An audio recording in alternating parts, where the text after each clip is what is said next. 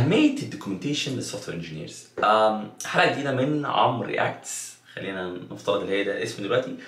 وانا في السلسله دي بعمل ايه؟ انا بفتح ارتكل وبقراها لايف. اول مره اقراها، يعني انا اول مره اكون قرات هذه الارتكل. وانا بدور على ارتكلز بشكل عام عربي عشان اقراها يعني.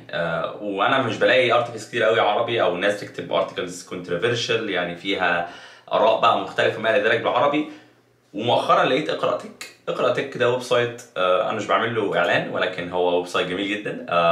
في مقالات بالعربي، معظمها بالعربي اللغه المصريه، بيكتبوا ناس كتير قوي بتكتب فيه. ومن اكتر الناس اللي بتكتب فيه هو الاونر بتاع الويب سايت، او اللي عمل الويب سايت ده، الا وهو انا مش لاقي هو ده، الا وهو محمد يوسف. من الناس اللي انا بتابعها. انا يعني اوكي طيب ماشي 404 مش مشكله دلوقتي. محمد يوسف من الناس اللطيفه جدا اللي انا بتابعها على لينكد ان. وانا ما عنديش معرفه شخصيه بيه، ولكن الويب سايت بتاعه جميل جدا، فتحياتي. المهم النهارده الارتكل معموله من واحد اسمه خالد عبد الفتاح، وبيتكلم عن importance of documentation for software engineers. الموضوع ده انا بحبه، فخلينا نقرا. بيقول لك ايه؟ بيقول لك كل السوفت وير انجينيرز شاطرين في كتابه الكود، لكن لو عايز تتطور اكتر لازم تطور مهارات كتابه الدوكيومنتيشن. طبعا السلام عليكم ورحمه الله. اول حاجه في اول حاجه في البوست نفسه انا مش مقتنع بيها، ولكن خلينا نكمل. مش كل السوفت وير انجينيرز شاطرين ولا في الكود ولا في الدوكيومنتيشن، في يعني. المهم المقدمه، قرينا الحته دي. لكن لو عايز تطور اكتر لازم تطور مهارات كتابه الدوكيومنتيشن عندك. عشان كده ورقه وقلم وخليني احاول اقنعك ليه لازم تنمي المهاره دي. الكتابه مهاره لازم تجرب وتحاول كتير عشان تتقنها. طيب بشكل عام الارتكلز العربيه او المصريه او ايا كانت بتتكلم عن السوفت وير بشكل عام، ما بحسش اللي فيها يعني ما بحسش اللي هو بيناقض حاجه او بيتكلم عن رايه. هو دايما كانها توتوريال بيست. ده ممكن يكون فيدباك يعني للناس اللي بتكتب ارتكلز عامه. يعني مثلا لو رحت الارتكل زي تيلوين سي اس اس از باد مثلا، هتلاقي في ارتكلز مثلا، هتلاقي يعني حاجه على ديف كوميونتي مثلا، هتلاقي اللي هو بيتكلم يقول لك اي سي تو ماني ارتكلز مش عارف ايه باد اور رونج اور مش عارف ايه بيفور وي جامب ان. هتلاقي اللي هو مش بيقولها لك بصيغه التوتوريال، وده حاجه انا بحبها الصراحه. بيكلمك كانه بيكلمك انت كشخص، يعني بيتناقش مثلا، فانا بحب كده اكتر. ولكن خلينا نكمل. ليه تكتب؟ الكتابة تنظم أفكارك، تمام. لسبب ما احنا كبشر بنفتكر ان القراءة بتساوي المعرفة. يعني لو قرأت دليل البداية للجافا سكريبت يبقى كده انا فهمت. قراءة مقال عن تي سي بي اي سي بي يبقى كده خلاص. بس الحقيقة مش كده. كلام منطقي. انا لو قريت كتاب بيتكلم عن نيورال نتوركس وديب ليرنينج، انا مش هي دي نهاية العالم، مش هبقى انا عارف كل حاجة عن الموضوع ده. فكلام منطقي. لو كان ده حقيقي كلنا كنا عباقرة، ماشي. اللي فعلا اللي فعلا بيثبت المعلومة هو الكتابة والتجربة، تمام. ده شيء انا مقتنع بيه جدا. عشان كده انا مؤمن بانك تكتب الكود بايدك بدل ما تنسخ كود جاهز. الكتابة بتثبت المعلومة في دماغك اكتر. اوكي، الكتابة طريقة تتعلم حاجة جديدة. لو عايز تتعلم حاجة جديدة اكتب عنها، ودايما خلي الكتابة بتاعتك حقيقية، يعني كتابة فيها بحث وتفاصيل صح. الكتابة الحقيقية هتخليك تجرب تتعلم اكتر. طيب ماشي، انا مؤمن بده برضو. مؤمن بكتابة، مؤمن فكرة الايه. يعني مثلا لو انا عندي هنا، خلينا نجرب نحاول نرسم اي حاجة. لو انا مثلا عايز اتعلم او عايز اكتب بروبوزل عن اللي انا يا جماعة عايز استعمل تيلويند سي اس اس، تمام. دي فريم ورك جديده. فالكتابه هتساعدك في ايه؟ الكتابه هتساعدك ان انا لازم اديفاين شويه حاجات لطيفه كده. اول حاجه مثلا ايه؟ واي تيلويند مثلا. تاني حاجه ممكن اقولها تيلويند يوز كيس مثلا. تالت حاجه ممكن اعملها مثلا از تيلويند كومبير فيرسز اذر فريم وركس مثلا. فانا لو انا عملت ريسيرش في الريسيرش ده، وانا ببحث من خلاله على هذه النقاط، يعني كل نقطه من دول انا ببحث عنها، فانا محتاج ان انا اكتب الكلام ده كله. فانا بتكلم عامه من منطلق اللي انا بعمل دوكيومنتيشن او بعمل موك اب او بعمل سوري مش موك اب، او بعمل تكنيكال بروبوزل. ففي التكنيكال بروبوزل انا محتاج اكتب عنه حاجه، ففي خلال كتابه الحاجه ده انا هتعلم منها. وانا متوقع اللي هو ده اللي كان يقصده في الارتكل. بس خلينا نكمل. الكتابه بتساعدك تكتشف الاخطاء. كم مره طلب منك تكتب تكنيكال دوكيومنتيشن وقلت لنفسك ليه الفيتشر دي سهله حافظها في دماغي والتيم كله عارفها؟ زي ما قلت بالظبط. لو انا عايز ابروبوز انا عايز استعمل تيلويند سي اس اس، او عايز استعمل مثلا نكست جي اس فيرسز رياكت فيرسز جاتسبي فيرسز حماده، فانا لو ما كتبتش الكلام ده كله على افتراض ان التيم كله عارف الحاجه دي كلها، فانا كده انا كده بمشي في يعني بمشي في طريق انا مش عارف ايه الاوبسكس بتاعته، ايه العواقب بتاعته، فانا محتاج ان انا اكتب، محتاج ان انا ابحث اكتر. طيب ده تفكير غلط بنقع فيه. لو كتبنا الدوكيمنت صح هنلاقي مشاكل كتيره في التصميم السهل ده، زي تناقضات بالظبط او تفاصيل ناقصه او حتى تفكير غلط بسبب الكسل. كلام جميل جدا انا مقتنع بيه. ازاي تكتب اكتر؟ الكتابه زي ما قلنا مهاره، وعشان تتقنها لازم تكتب اكتر. طريقه بسيطه انك تتعامل مع الدوكيومنتس بحماس بدل ما تكرهها. كل مره تكتب دوكيمنت حاول تحسن حاجه، خليك اقصر بس من غير ما تفقد المعنى، او خليها اطول عشان تغطي تفاصيل اكتر. انا نوعا ما بدات اتوه هنا، يعني هنا بيقول لك importance of documentation for software engineers. هل هو انا يقصد documentation اللي انا دوكيمنت الكود بتاعي او مثلا الريبوزيتوري بتاعتي او السيستم ديزاين بتاعي او ايا كان، ولا اللي انا اكتب دوكيومنتس عشان اتعلم اكتر؟ مش متاكد من كده، بس خلينا نكمل. كتابه توثيقات او مراجعات في شغلك بطريقه سهله هتخليك تكتب اكتر، هتعملها في كل الاحوال. طب ليه ما تحسنش وانت بتكتب؟ لو عايز تطور مهاراتك في الكتابه بره شغلك فكر تبدا مدونه، تمام، او جاوب على اسئله في ستاك اوفر فلو. ده مش دوكيومنتيشن ولكن تمام، ده بيخليك ان انت تبحث اكتر وتساعد اكتر الناس. ما الى ذلك ركز انك تقدم محتوى نص حقيقي مش مجرد نسخ ولزق كود. طيب الكتابه لا مفر منها سواء عجبتك او لا. لو عايز تبقى مهندس مميز هتضطر تكتب. كل ما تطور مهارات الكتابه بسرعه كل ما هتبقى مهندس افضل بسرعه. ماشي. انا مش مقتنع بالكلام ده. بقول لك كل ما تبقى مهندس افضل بسرعه، يعني كل ما تطور مهاراتك الكتابه بسرعه كل ما تبقى مهندس افضل بسرعه. ده مش حقيقي، مش شرط طالما انا بكتب اكتر مش شرط ابقى مهندس احسن. في طرق كتير قوي بتخليك مهندس احسن، منها الكتابه، منها حاجات تانية كتيره، منها القراءه، منها اللي انت تتعلم من منتورز، منها اللي انت تخلي الكود بتاعك احسن بانماط معينه وما الى ذلك. فده مش حاجه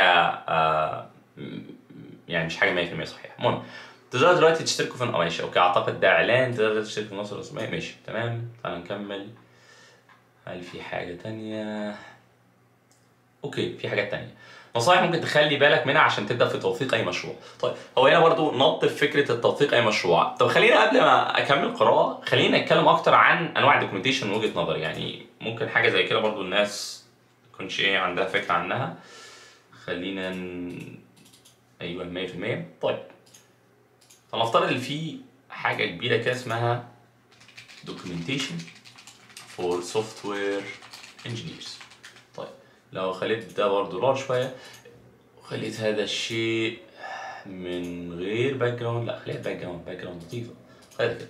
الدوكيومنتيشن في سوفت وير انجينيرز في كميه حاجات انت ممكن تعملها دوكيومنتيشنز او تكتب لها دوكيومنتس مهوله. خلينا ناخد مثال. اول وابسط مثال بالنسبه لي الا وهو رايتنج كود. طيب الكود بتاعك لما بتيجي تكتب الكود بيبقى عباره عن ايه؟ بيبقى عباره عن مجرد كود. ولا مثلا لو فتحت مثلا ليتس في اس كود هنا somewhere، لو انا بكتب كود مثلا، انا بكتب فانكشن مثلا اسمها اكس واي زد، حلو، والفانكشن دي بتريتيرن 2 مثلا، حلو. هل الكود بتاعي ده دوكيومنتد؟ از ات دوكيومنتد اور نوت؟ يعني لو عملت is this code documented؟ في حقيقة الأمر لا، أنا مش فاهم إكس واي زد ده بتعمل إيه، أو مش فاهم حتى الاسم، حتى لو اسم نفسه ديسكريبتيف. في الحالة دي مثلا فنفترض ال 2 دي هي الرقم الديفولت يوزر. فأنا مثلا ممكن أقول هنا إيه؟ get default users count. ففي الحالة دي الفانكشن دي بقت نوعا ما بالدوكيمنت هي بترجع إيه؟ و2 طيب ممكن أعمل هنا مثلا variable، حلو، اسمه constant default users count وايكوال 2. وهنا في الحاله دي ممكن يكون اللي انا اعمله ان انا ارجع ده بس. فانا في الحاله دي الفانكشن بتاعتي بقت دوكيومنتد، بقى ليها حاجه منطقيه. لو انا جيت قريت الفانكشن دي انا فاهم بترجع ديفولت فاليو 2. لو انا بقى هنا عملت حاجه زي اللي انا مثلا عملت كده قلت returns the default number of users، this is a bad documentation بالنسبه لي.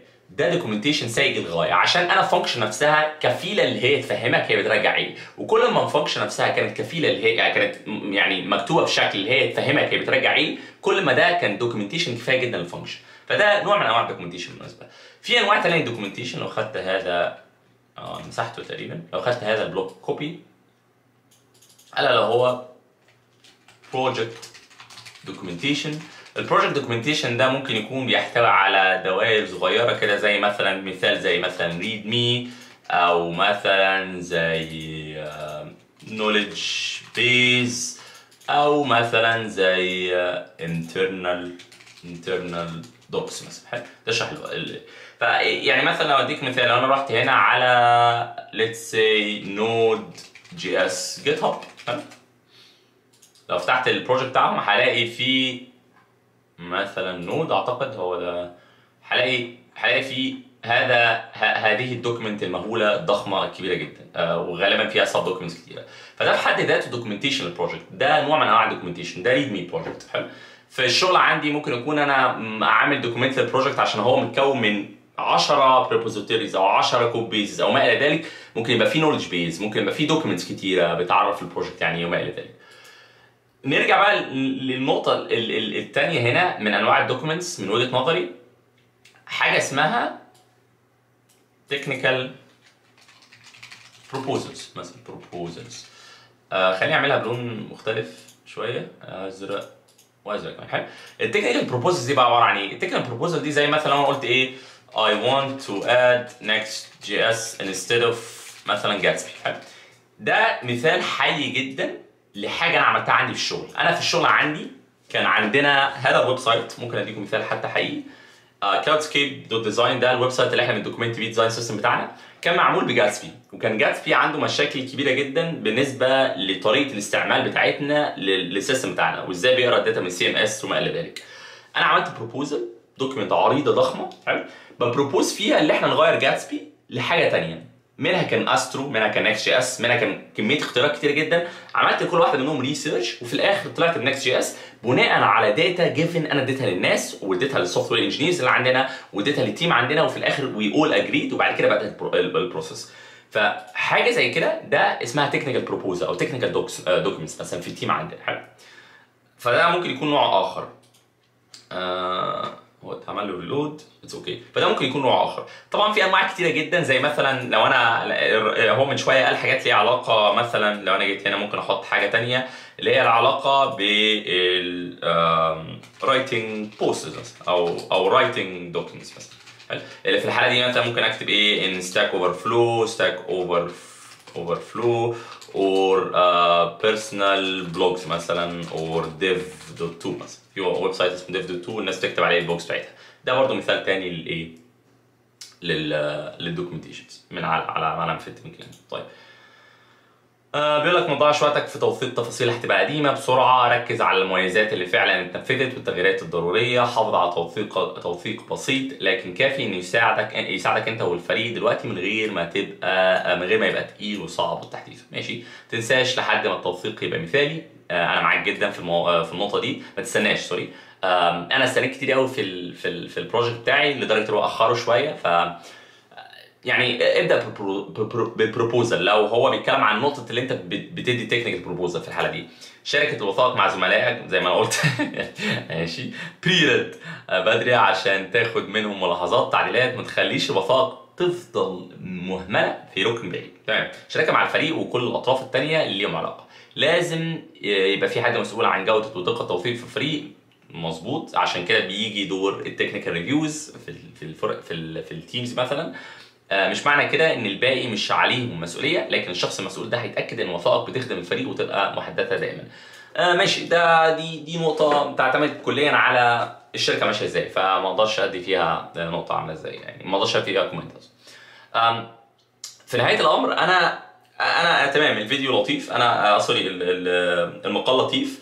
انا نصايحي بشكل عام بناء على هذا الكلام، يعني اللي انت بشكل عام، انا مثلا في الشركه عندي بدات اعمل حاجه اسمها نولج بيز لبروسيدرز كتيره قوي بتتعاد ومحدش عارفها غيري.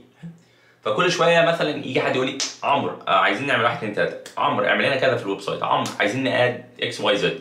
وانا ماي اون سكيلز انا عارفها عشان انا اشتغلت في الجزئيه دي كتير جدا جدا جدا. هي مش عشان انا خارق، عشان انا اشتغلت فيها اكتر واحد، وعشان انا عملت الريفاكتور، وعشان انا عملت الكود وما الى ذلك.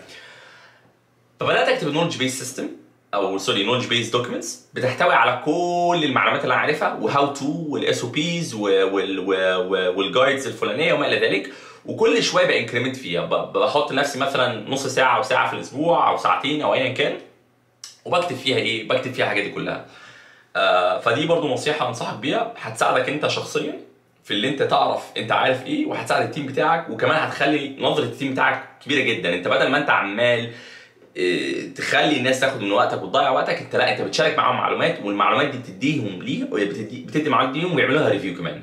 فده بالعكس ده ممكن يكون سبب من الاسباب اللي تعمل لك بروموشن عشانها. حاجه اخيره انصح الناس بيها، الا وهي ممكن نعمل لها خط كده هنا، تمام، الا وهي ما يسمى ب الورك دايري. ده يعني ده مش دوكيومنتيشن على قد ما انت بتكتب الحاجات اللي انت عملتها. الورك دايري ده باختصار شديد ايه؟